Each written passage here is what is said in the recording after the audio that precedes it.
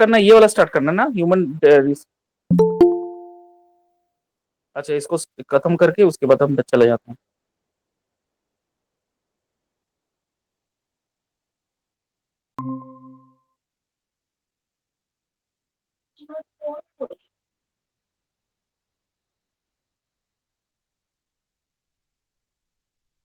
Okay, can I start now ma'am? Yes, sir. Good evening, sir. Good evening.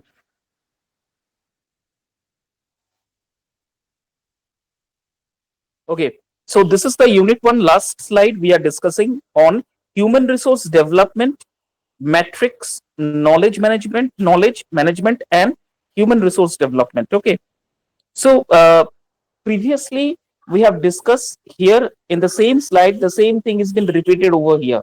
What I have explained in my previous slide, the same thing is explained here only. Okay, the main metrics of human resource development is to acquire knowledge, because from the uh, growth perspective point of view, every human being, whether he or she is working in any corporate sector, whatever the job he or she is doing, they need to acquire the knowledge on that particular field. Only then they can be see their individual growth, rather than may someone else will going to kick you off, kick you out, and take your place. This is the fact that I am telling you. If you want to be in the line of the competitions, then you need to acquire knowledge on the prospect on the particular field where you are working. Suppose somebody is working in the field of what you can say, in the field of say field of IT.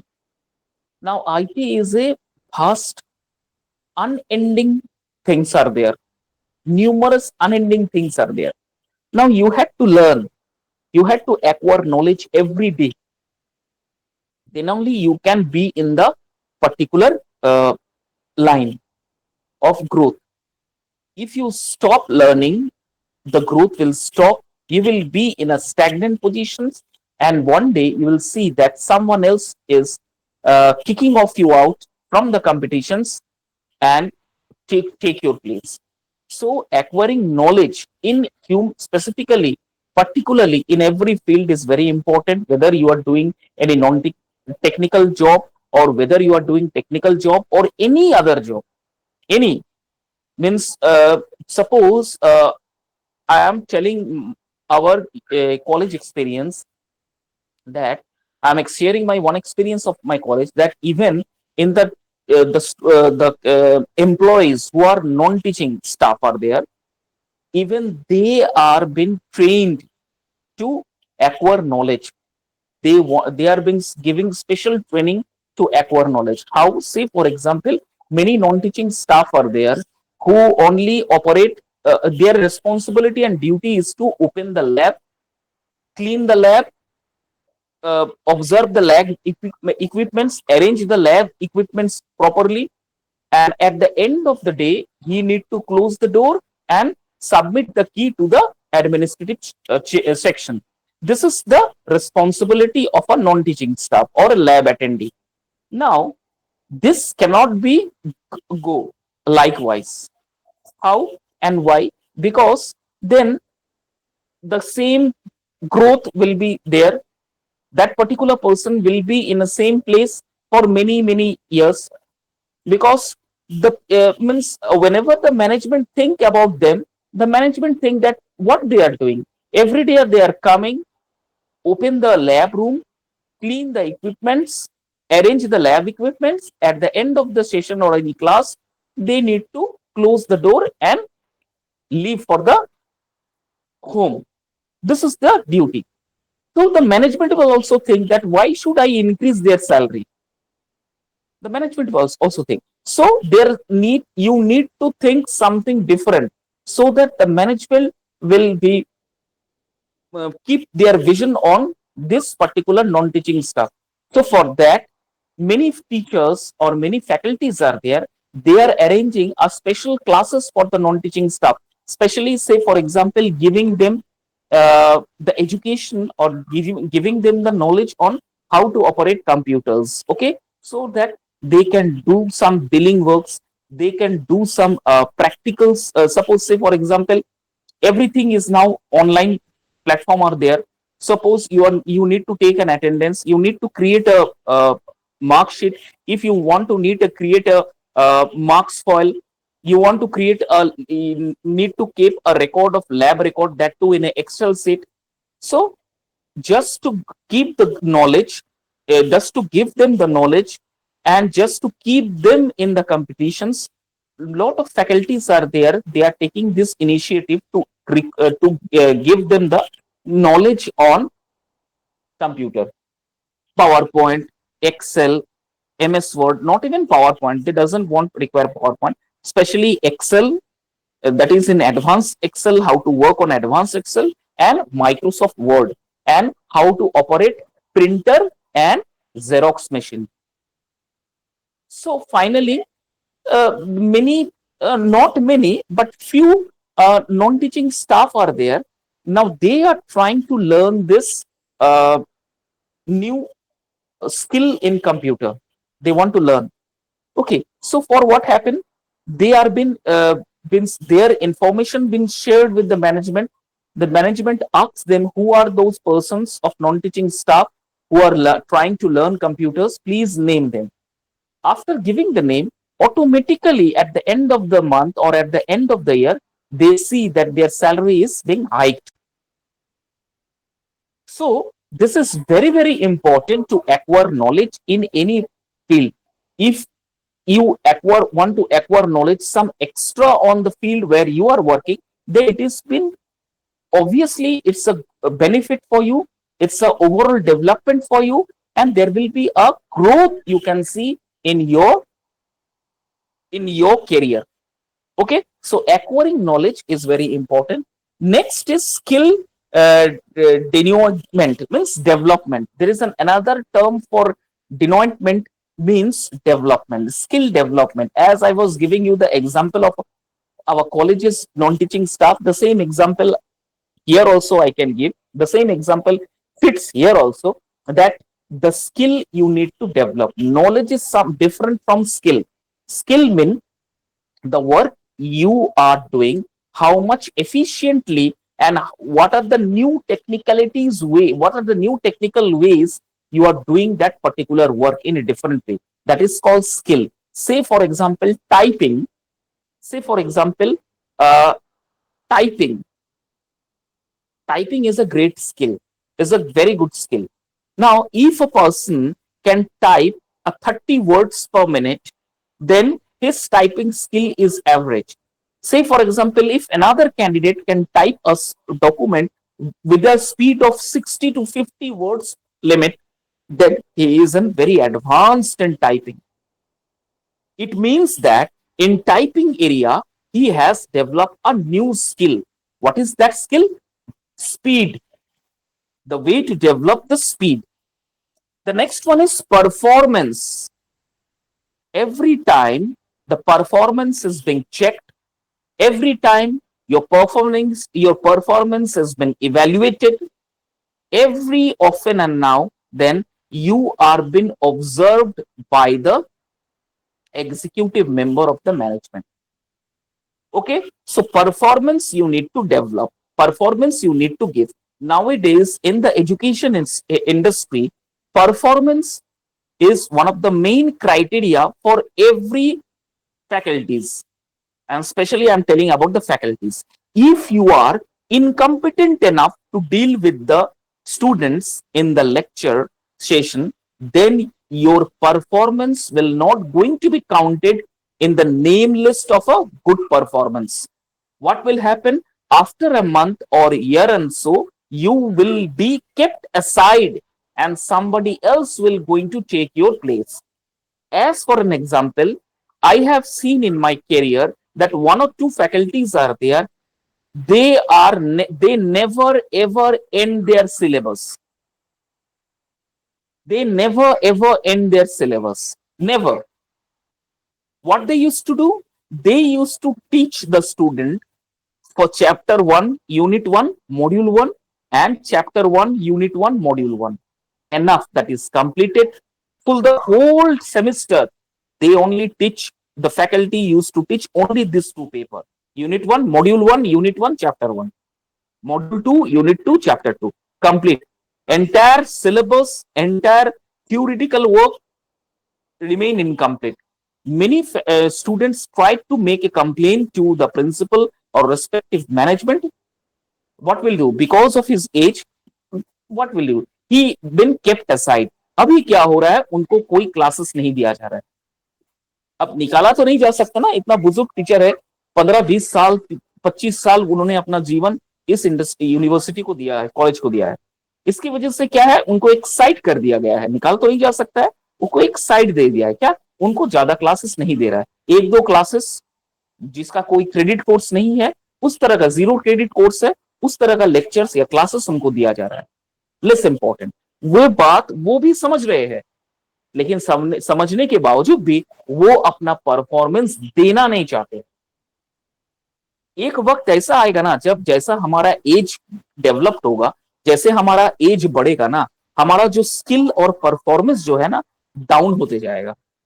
उस वक्त अगर अपने आप को competition में रखना है, तो आपको स्किल, नॉलेज एंड परफॉर्मेंस, ये तीनों चीज आपको दिखाना पड़ेगा. Then only you can stay in industry without any competitions. Nobody is there to compete. Okay, so this is one of the most important thing अपने लाइफ में. जिंदगी के कोई भी जॉब जिंदगी में आप कर रहे हो, हमेशा याद रखना कि जैसे आप ऊपर जाओगे, जैसे आपका एज बढ़ेगा, आपका एफिशिएंसी, आपका परफॉर्मेंस, नॉलेज और स्किल घटता रहेगा. जैसे हम लोग एक न्यूटन्स के principle, that is third law और सेकेंड लॉ में, आप गेंद को जितने ऊंचे कस के फेंकोगे, the more you throw with the pace the ball into the higher its height, एक जगह जाके ना वो कांस्टेंट हो जाता है, उसके बाद नीचे आ जाता है, उसके बाद बॉल नीचे आने लगता है. आप कभी बॉल गेंद को जोर से फेंकिएगा, you just throw the ball to the upper side, the ball will grow and going, it's kept on going. At one particular point of time, it will stop there for a fraction of second, and after that it will started to get down, the ball started to fall down. Same हमारे carriers भी होता है, हर एक के life में आता है, आपके मेरे सबके आएगा. हम चढ़ते जा रहे, ऊपर जा रहे, बिल्कुल जा रहे, but as the age goes on, comes on, जब हमारा एज उस लेवल पे आएंगे, बढ़ता रहेगा, तब हमारा स्किल, परफॉर्मेंस और एक्सपेक्टेशन ये कम होते रहेगा. उस वक्त अगर आप अपने आप को संभालते हो, कुछ नए सीखने की कोशिश करते हो, तब जाके अब आप उस कंपटीशन के दौर में रह पाओगे. अदरवाइज आपको वहां से हटा दिया जाएगा. इसका एक एग्जांपल मैं देता हूं. I have seen this thing in my previous university, that smart classes are there. अभी तो हर एक जगह यूनिवर्सिटी कॉलेजेस में स्मार्ट क्लास हो गया है. Smart TV, projectors, PPT, power point normal हो गया. पेन ड्राइव में स्मार्ट क्लास, स्मार्ट टीवी, इस सब में क्लासेस लेना पड़ता है. Now no chalk duster, even marker, white board, ये तक हट गया है. वो स्मार्ट टीवी 36 इंचेस का या 45 या 60 इंच का वो टीवी है, उसमें स्मार्ट टीवी, पेन ड्राइव वगैरह सब कुछ है. आप उसमें चला के क्लास को आप प्रेजेंट कर सकते हो. अदरवाइज एक मैग्नेट पेन मिलता है, उससे आप राइटिंग ऑप्शन है, आप उसी स्क्रीन पे लिख सकते हो. This is the work of a smart TV. Now few aided faculties are there, अब उनको तकलीफ हो रहा है, is very difficult for them to operate. बहुत कुछ लिख, आप मैग्नेट पेन से लिखना, if you doesn't have any practice to write it down, तो आप लिख नहीं पाओगे. ठीक है, तो इतना सारा डिफिकल्टीज. अब वो क्लास लेने में उनको तकलीफ हो रहा है, अब उनको क्या करें, बिठा तो नहीं सकते हैं. तो उनको क्या किया जा रहा है कि किसी तरह से पेनड्राइव से एक हेल्पिंग हैंड रखा गया है, नॉन टीचिंग स्टाफ को असाइन किया गया है, किसी तरह से उनका पेनड्राइव लेके इंसर्ट करके क्लासेस में स्टार्ट कर देने. अब वो स्लाइड को अप डाउन नहीं कर सकते, स्लाइड को चेंज नहीं कर पा रहे हैं, lot of difficulties are there. तो जैसे जैसे एज बढ़ता जा रहा है, स्किल आपका घटते जा रहा है, परफॉर्मेंस एक्सपेक्टेशन आपका घट रहा है, तो अगर आपको इस कंपटीशन में रहना है तो you have to learn, you have to meet up the expectations, you have to show your performance, you have to generate the new skill, develop the new skill in yourself, then only you will be remain in the pipeline, otherwise you will be thrown out, frankly speaking. चलिए यहां तो फिर भी रख दिया जाता है universities में, कॉलेजेस में, क्योंकि उतना बुजुर्ग एक्सपीरियंस टीचर आपको मिलेगा नहीं, रख दिया जाता है। लेकिन एजुकेशन इंडस्ट्री को छोड़ के दूसरे जगह अगर आप काम करने के लिए जा रहे हो तो आपको चांसेस नहीं दिया जाएगा। wherever you are working, whether you are working in Tata Motors, Tata Humans, whether in other industries, you need to share your you need to show your performance. Every day you need to learn something. Then only you will be remain in the competitive world. Otherwise, you will be thrown out of the pipeline. Okay. So these are, and another one is organizational learning. How to organize thing. It's a new thing. This also need a learning. जैसे for example आप office के लिए निकल रहे हो तो कितना organized way में अपने आप को ऑर्गेनाइज करने की आप में काबिलियत है कि आप टाइम में ऑफिस पहुंच रहे हो, और काम आप कितने ऑर्गेनाइज्ड वे में करते हो। That's a very important thing. काम को पेंडिंग रखना। एक और आपको इंपॉर्टेंट टिप्स मैं देता हूं कॉर्पोरेट सेक्टर वर्ल्ड में, मैं आपको बताता हूं, because you will all been in the corporate world. Corporate world में एक बात हमेशा याद रखना, please do what ever the work और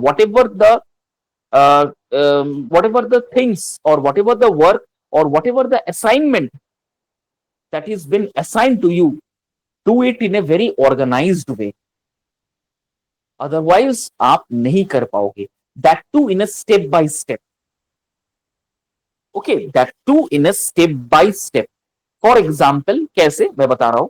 एक लाइब्रेरियन ऑर्गेनाइज्ड को अगर दिखाना है, you need to sit with the librarian.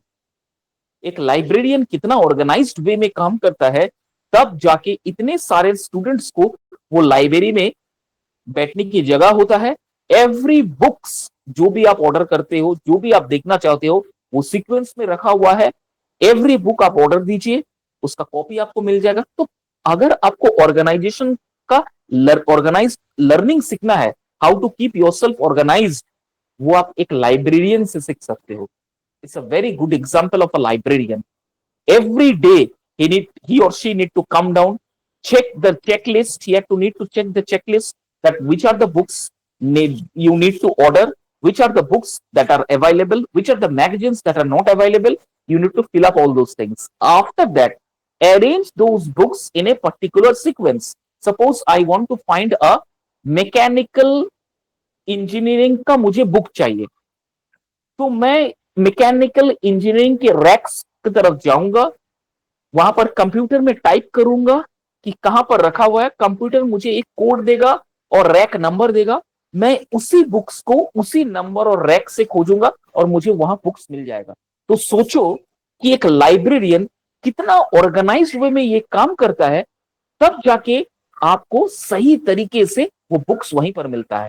आपको कभी नहीं ये देखने को मिलेगा कि मैकेनिकल की लाइब्रेरी या फिर इंजीनियरिंग का कोई भी किताब आप एमबीए के सेक्शन में देखोगे, नेवर, ऐसा हो नहीं सकता।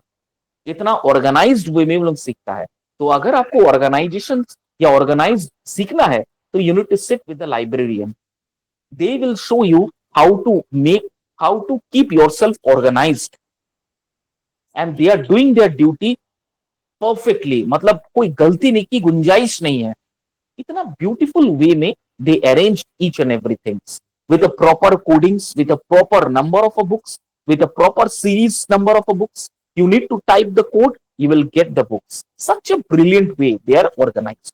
So these are the things you can find in the human resource development. If you want to keep yourself upgraded in the human resource development, then these are the following skill you need to acquire: knowledge acquisition, skill development, performance and organizational learning. समझ में आ गया? कोई doubt है? Any yes doubt sir, समझ गया। You people are having? कोई doubt है? तनुजा, अभिजीत? कोई डाउट No, नहीं है sir. ना? चलिए, वेरी गुड। तो ये हम आज यहाँ पर यूनिट 1 खत्म हो रहा है, ये खत्म हो गया। This is the last slide we are having, we have discuss the last slide. ये खत्म हो गया ह्यूमन रिसोर्स डेवलपमेंट का यूनिट 1। चलिए हम लोग अब यूनिट 2 जाते हैं, जहां पर human resource development globalised world में कैसा काम करता है। Look at the picture, look at the picture. I have always, whenever I am preparing the slide through using AI technologies, I used to keep these pictures. This picture speaks a lot about the human resource development. Look, the way they are smiling, the way they are sitting, look at their body language, look at their system. Picture बहुत कुछ बोलता है. Look at the picture, the way they are smiling, the way they are convincing the clients, the way, look at their body posture, look at their eye contact, look at their dressing sense, and look at their means confidence level. कितना कुछ ये picture को देखने को मिलता है, that they are discussing something with their special client on some special topic they are discussing, and the way they are expressing themselves in before the customer. देखो ध्यान से, 3 or 4 customers are there sitting in front of human resource development, and these 2 ladies trying to explain those things to the to these clients. And look at their body posture, the way of sitting, the way of expression, the dressing sense, and look at the environment. मैंने human resource में environment बताया था, which is the most important criteria. देखो environment, देखो, look at everywhere there is a cleaning. एक छोटा सा पौधा है गमले में, 2-3। Look at the curtains, look at the window pane, look at the colour of the wall, and look at the ceiling. इतना छोटा सा पिक्चर में आप देखिए, आपको जज करने को कितना अच्छा मिलेगा। Look at the greeneries.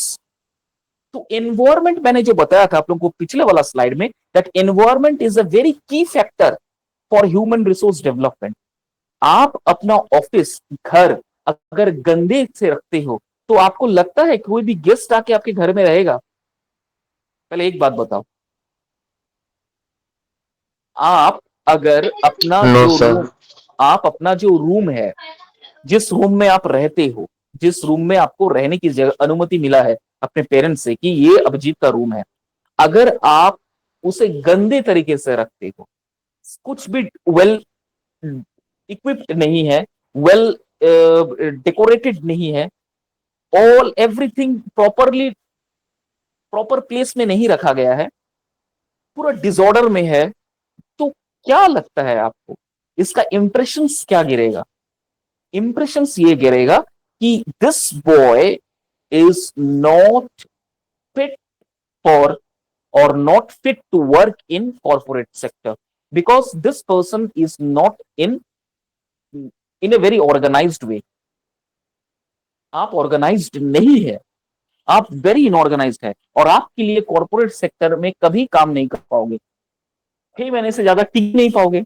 It's next to impossible to stay more than 6 months in a corporate sector, because this is the criteria you need to follow. This is the main importance environment. आप कभी corporate office गए हो? Take Mahindra, Reliance, या फिर del, इस तरह का corporate world कभी कॉर्पोरेट ऑफिस गए हो? You will feel mesmerised. Yes, sir. मतलब Then. हमारे घर से भी उतना साफ सुथरा है। The floor, the marble, the colour of the marble, the wall, the colour of the wall, the greeneries, the ACs. हमारे घर में जो एयर कंडीशन या कूलर लगा रहता है, उसमें तो जाली पड़ता है। विश्वास कीजिए, whenever you visit to the office of any corporate sector office, if you see the a split window of AC, you will surprise that their ECs are even just as if you are thinking that recently they have purchased. Every day, staffs are there. Their responsibility and duty is to clean those things every day. आपको एक जाला तक नजर नहीं आएगा। The computers are well arranged. The laptops are well arranged. The desks where you need to work, they're properly cleaned. If you go to the washroom, you will find that the washroom are neat and clean. You can see your own face in the marble floor. Such a slippery, and you need to work. Apart from that, do you know one of the most important thing, क्योंकि मैं ये सब जगह गया हूं, जिसकी वजह से मेरा बहुत एक्सपीरियंस है, मैं एक बार टेक महिंद्रा में गया था ऑफिस कुछ काम के लिए, and I was surprise that वहां आप जाओगे ना, आपको शूज अंदर जाना अलाउ नहीं है। आपको जब फ्लोर में एंटर करना पड़ेगा, you need to go to enter into the floor, you need to keep your shoes aside. आपको स्पेशल स्लीपर्स मिलता है, चप्पल मिला जाता है, विद नंबर टैग दिया रहता है कि आप जब ऑफिस से निकलोगे आप सबमिट कर दीजिए, ठीक है। वो स्लीपर्स पहन के आपको अंदर जाना पड़ेगा। You need to wear, even you have to remove the socks, because बहुत जन होता है जिसका सॉक्स गंदा रहता है, वॉश नहीं करता है, स्मेल आता है। So you need to wash your, you need to remove your socks. And if they feel that the socks are not properly, your feet is smelling, you need to go to the bathroom. You need to wash your feet. And after proper sanitizations, you need to enter. You are allowed to enter into the premises of the Tech Mahindra. Such precautions are there. They are taking those precautions.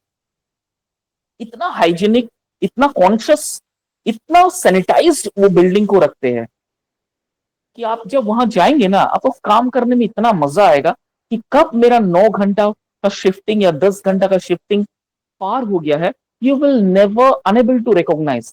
आपको 1 minute भी फुर्सत में ही नहीं मिलेगा कि मैं ideally कि मैं घर के बारे में कुछ सोचूं। This is one of the most important priorities they are giving, the environment.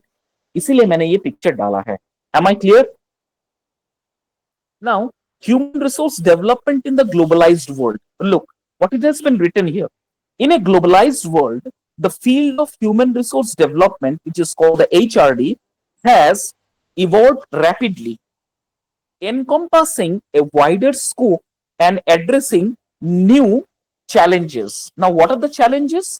This presentation will explore the impact of globalization on HRD, highlighting the role of HR managers as change agents, the objectives of HRD, important strategies planning, and the latest tools and approaches for successful HRD development. So, in this particular unit, we will going to read all those things, how the HRD used to create the strategic planning, how they create planning, what are the latest tool or equipment or they are utilizing, and apart from that, what are the approaches they are giving for successful HRD development. This all we're going to read in this particular unit. Okay, ma'am, please go to the next slide. Yes. Now see, human resource management, a change agents, as a change agent. देखो नाम से ना बहुत कुछ पता चलता है। Human resource development persons are working as an agents. Now, why are they are called the agents? Because they can change your career. They will going to change the growth rate and structure of any company. That is why they are called as agents. Okay, they are called as the agents. Now, this HR manager are no longer just an administrator. They are vital change agents.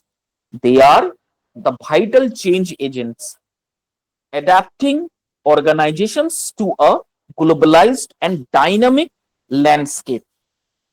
They are crucial in developing the skills, knowledge, and adaptability required for success in this competitive market. Now, by fostering a culture of continuous learning and growth, HR managers ensure organizations can leverage the power of their workforce to reach their full potential.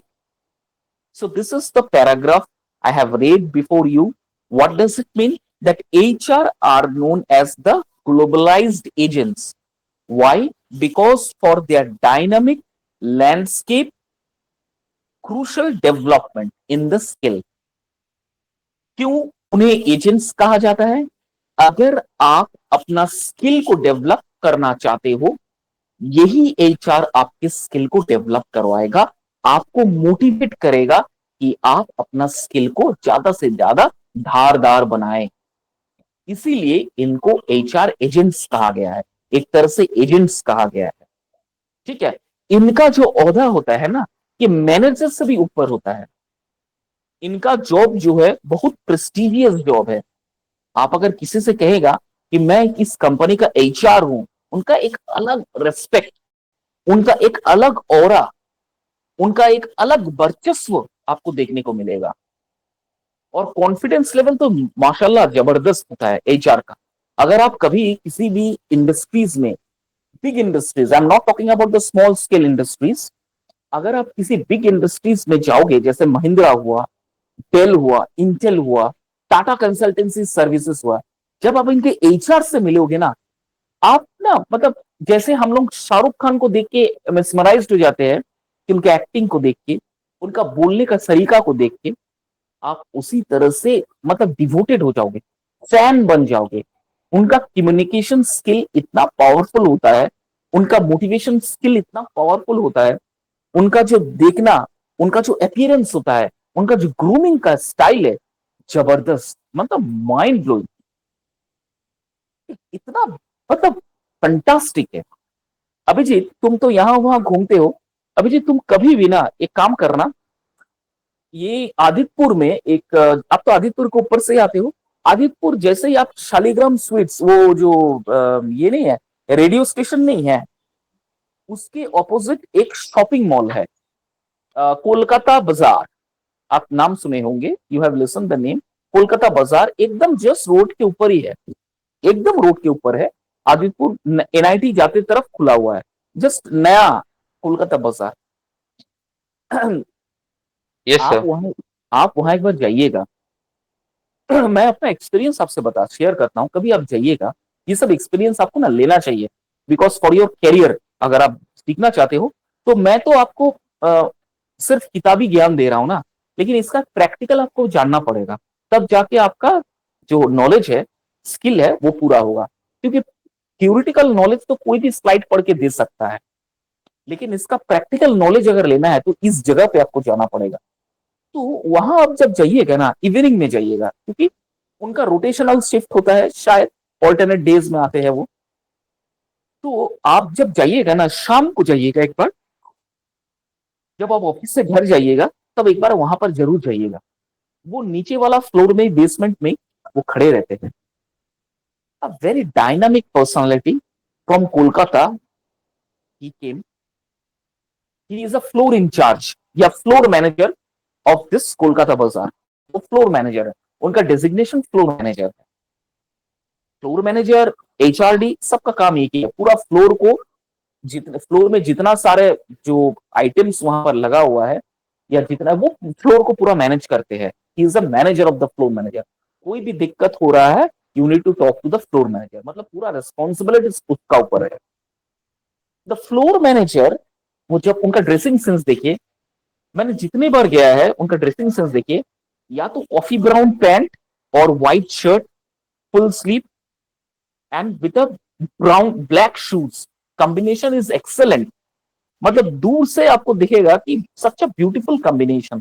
और pant सिलवा कैसा रहा है, pant पे कोई crèche नहीं है, मतलब इस तरह का मॉडर्न पैंट है, coffee brown colour, beautiful colour, with sometimes he used to wear a black blazer, a white blazer, और sometimes used to wear some other blazer, other तरह का कलर का ब्लेजर वो पहनते हैं, स्लेट कलर का, कुछ अलग अलग ब्लेजर पहनते हैं। और ब्लेजर का कलर जो होता है ना, वो आई कैची कलर है। तब मैंने उनसे मतलब मैंने गौर किया ये सब चीज, ये बंदा जरूर कहीं ट्रेंड है।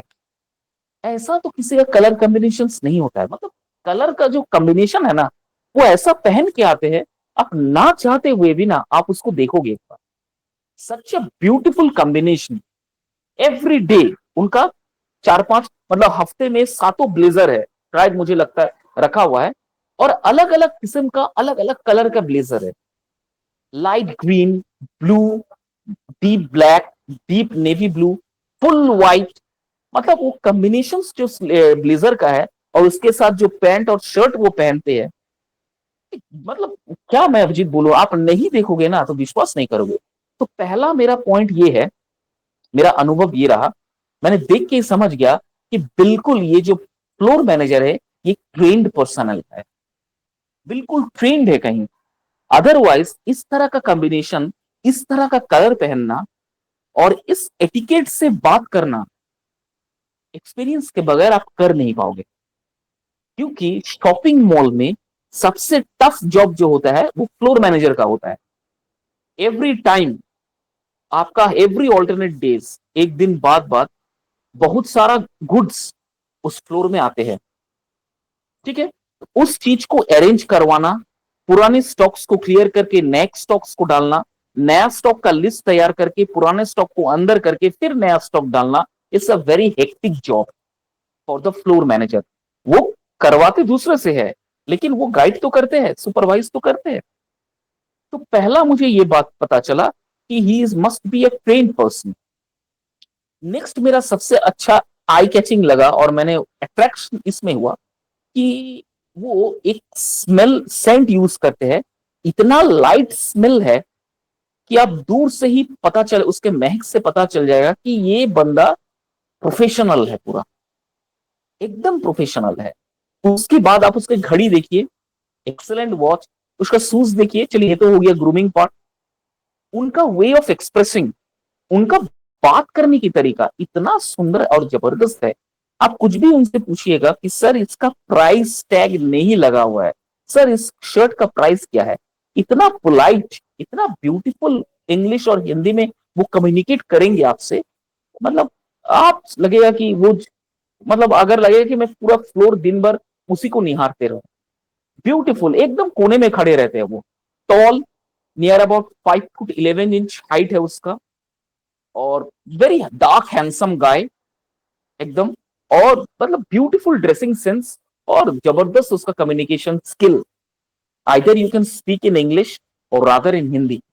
तो मैं गया उनसे, मुझे बहुत अच्छा लगा। मैं कभी ऐसा नहीं करता हूँ कि किसी से जबरदस्ती दोस्ती नहीं करता हूँ, लेकिन इतना अट्रैक्टिव पर्सन था, just like a magnetic personality. तो मैं उनके पास गया, दो चार बातें किया मैंने, मैंने अपना भी डेजिग्नेशन बताया। तो जैसे मैंने बताया तो वो थोड़ा सा इंटरेस्ट लेने लगा। तो मैंने बोला सर आप यहां पर क्यों, आपका इतना अच्छा ऑरा है, आपका मतलब जो मैग्नेटिक आपका ये है, आप किसी को भी खींच सकते हो, आपका बात करना इतना अच्छा, कम्युनिकेशन स्किल आपका इतना जबरदस्त है, आप इस फील्ड में क्या कर रहे हो, आपको तो बहुत अच्छा जॉब आपको मिल जाएगा।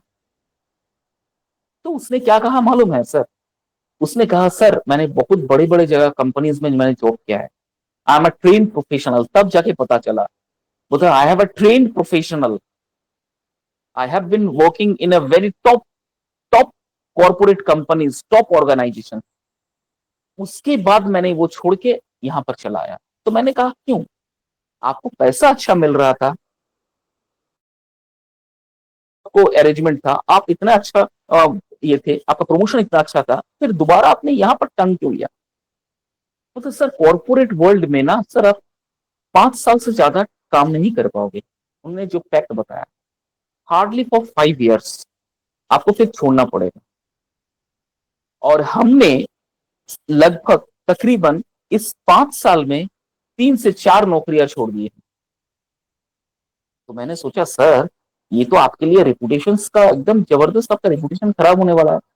क्योंकि आप जब भी कभी इंटरव्यू देने के लिए जाएंगे तो आपसे तो ये सवाल पूछेगा कितने साल वहां काम किए। तो जैसे ही आप बताइएगा कि मैंने छोड़ दिया है, नेक्स्ट काम के लिए गया है, मैंने नेक्स्ट छोड़ दिया है, नेक्स्ट जॉब के लिए गया है, तो फिर आपका इंप्रेशन क्या करेगा। बोले सर मैं अपना कम्युनिकेशन स्किल, मैं अपना अपीरियंस और मैं अपना तजुर्बा से मैं कोई भी इंटरव्यू क्रैक कर लेता हूँ।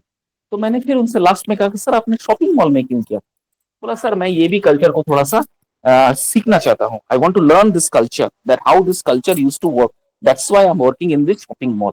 और मुझे अच्छा लग रहा है क्योंकि कॉर्पोरेट वर्ल्ड इतना टफ जॉब होता है कि वहां पर आप 5 साल से ज्यादा काम नहीं कर पाओगे। और जैसा जैसा आपका कद बढ़ते जाएगा उतना ही आपका वर्कलोड ज्यादा बढ़ता रहेगा।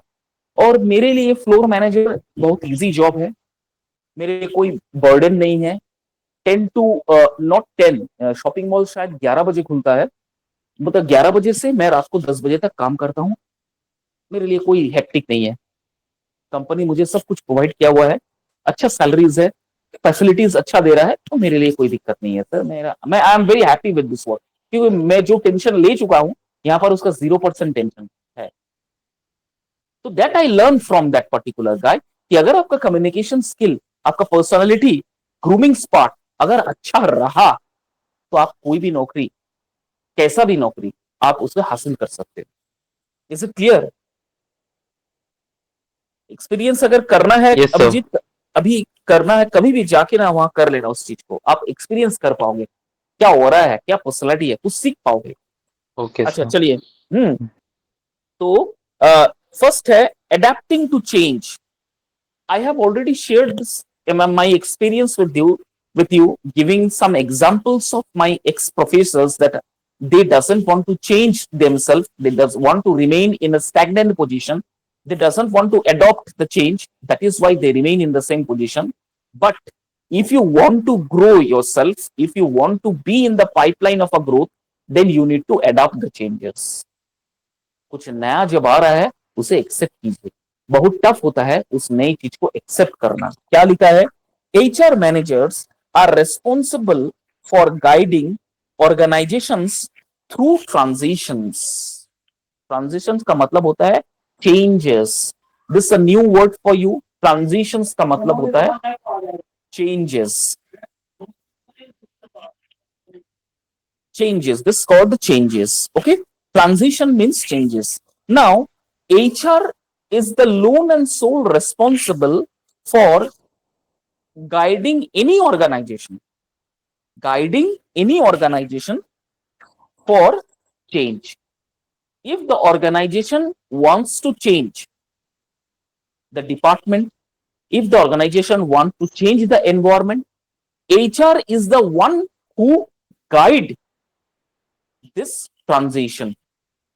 एचआर एकमात्र कैंडिडेट है, एचआर एकमात्र डिपार्टमेंट है जो इस चेंज एनवायरनमेंट को सही ढंग से ऑर्गेनाइजेशन में इस्टेब्लिश करवा सकता है। पहला। दूसरा है such as mergers, acquisitions, technological advancement और ग्लोबल एक्सपेंशंस। अब किस तरह का चेंजेस ऑर्गेनाइजेशन में दिखना चाहता है? मर्जर्स। मर्जर का मतलब होता है एक कंपनी के साथ दूसरा कंपनी ज्वाइंट होना, that is called merge. Next है एक्विजिशंस। एक्विजिशंस का मतलब होता है कुछ एक्वायर करना। हो सकता है 10 कट्ठा जमीन ले लिया, उसे अंदर लेना है, उसमें नए प्लांट इंप्लीमेंट करना है, नया प्लांटेशन करना है, नया प्लांट या नया कंपनी फैक्ट्री वहां डालना है। एचआर रिस्पॉन्सिबल है, एचआर उसको बढ़िया तरीके से करके देगा। और क्या हो सकता है? टेक्नोलॉजी। अब टेक्नोलॉजी एआई फील्ड, मैंने बहुत बार एग्जांपल दिया है कि now you need to learn AI. If you want to remain in this competitive world, you need to learn AI. अगर आप टेक्नोलॉजी को डेवलपमेंट करना चाहते हो, आप स्किल करना चाहते हो, तब एचआर आपको मदद करेगा टेक्नोलॉजी को अडेप्ट करने में। नेक्स्ट है एडवांसमेंट, सॉरी, ग्लोबल एक्सपेंशन।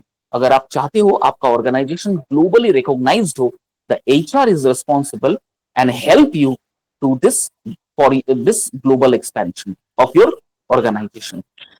ठीक है, this is called the adapting to change. कहां कहां चेंज हो सकता है और क्या क्या चेंज ये करवा सकता है?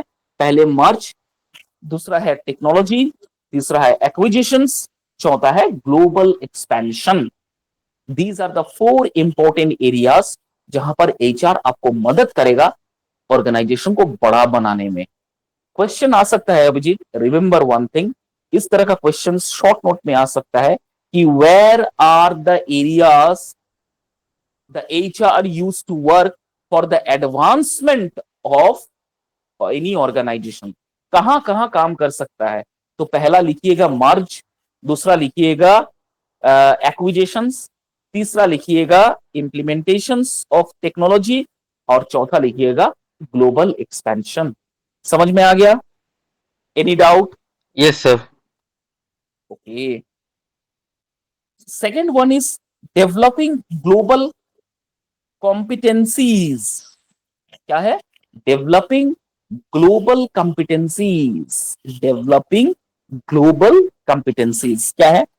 In a globalised world it is crucial to develop a workforce with global competencies such as cultural sensitivity, cross culture communication skill, and international business acumen.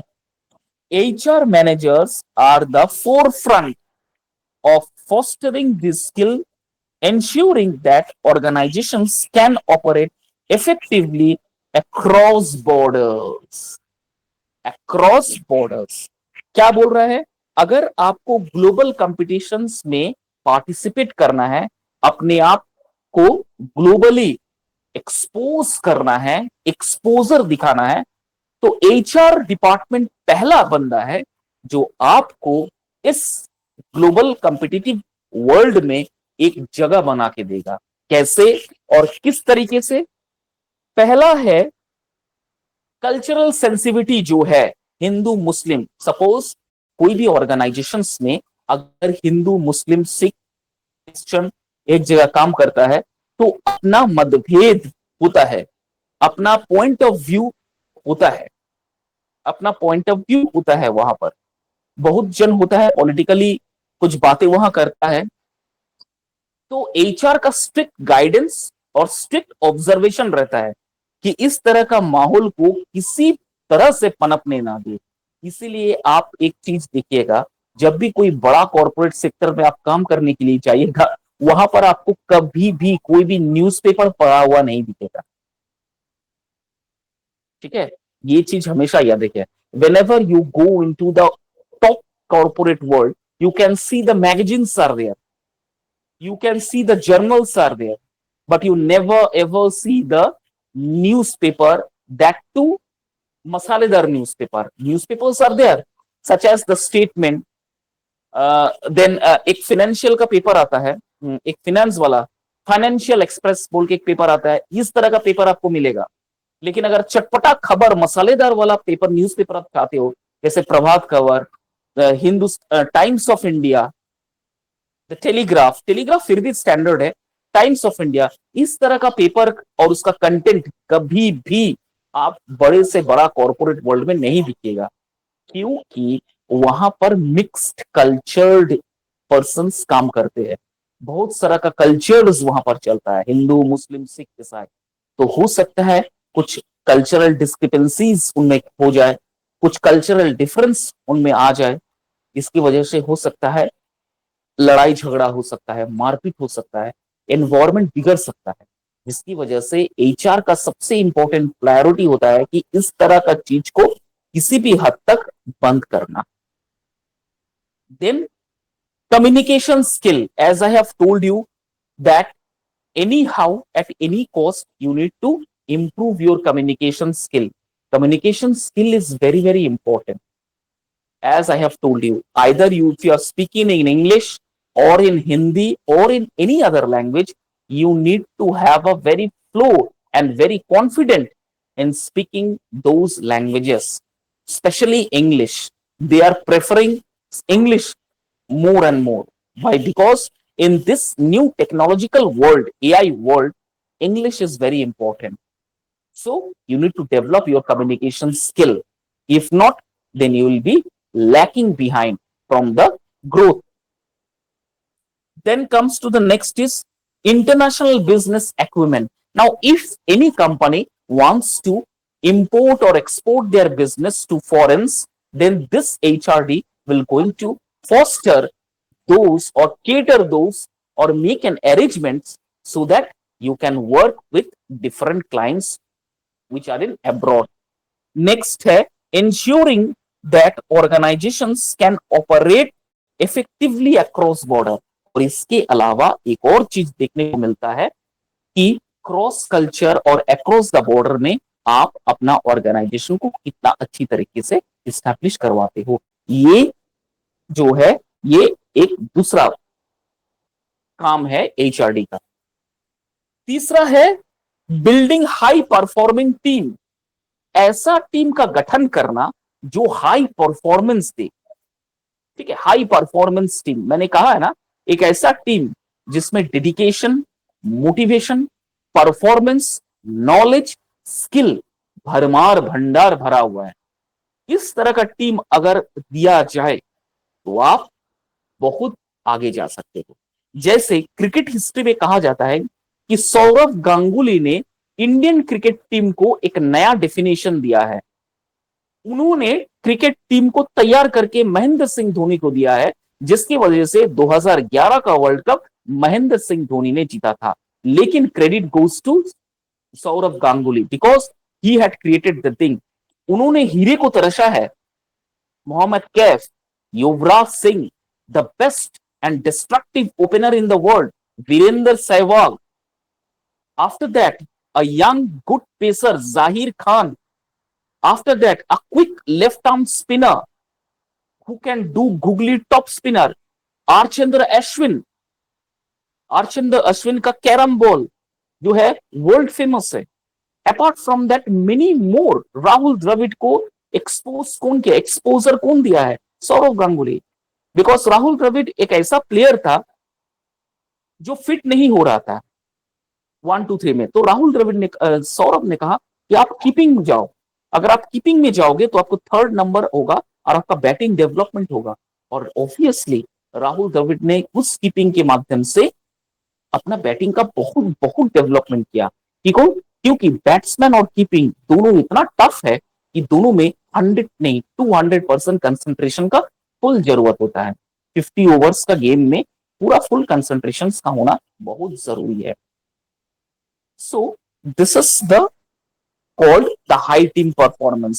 Then the next is enhancing employee engagement. Employees को ज्यादा से ज्यादा engage करवाना, employees को ज्यादा से ज्यादा fostering करवाना, मोटिवेट करना, ताकि वो जल्द से जल्द टाइम में अपना काम कंप्लीट करके दे।